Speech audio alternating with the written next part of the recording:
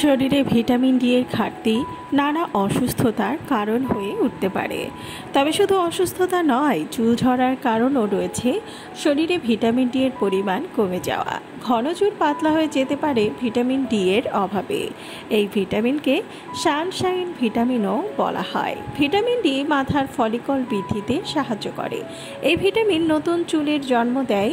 চুলের বৃদ্ধিতে vitamin D অত্যন্ত কার্যকর।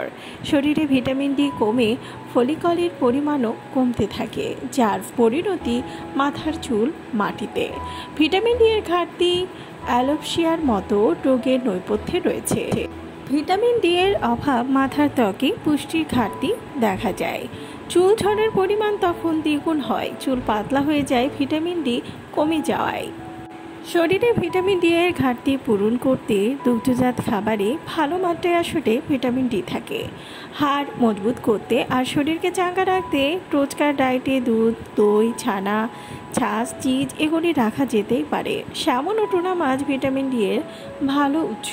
এই মাছ রোজের ডায়েটে রাখলে ক্যালসিয়াম আর ওমেগা 3 ফ্যাটি অ্যাসিডের ঘাটতি মেটে। হাড়ের স্বাস্থ্য ভালো রাখতে এই মাছ খাদ্য তালিকায় রাখতেই হবে। এই খাবারে ফ্যাটের পরিমাণ খুব কম থাকে, তার পাশাপাশি উচ্চ পুষ্টিগুণ সমৃদ্ধ। মাশরুমেও ভালো মাত্রায় ভিটামিন ডি থাকে।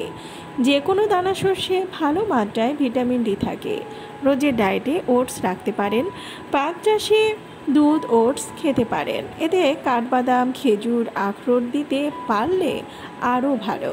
শুকনো ফল ভিটামিন ডি এর উৎস। তাছাড়াও ওটসের খিচুড়ি, পুডিং, কুকিজও খেতে পারেন।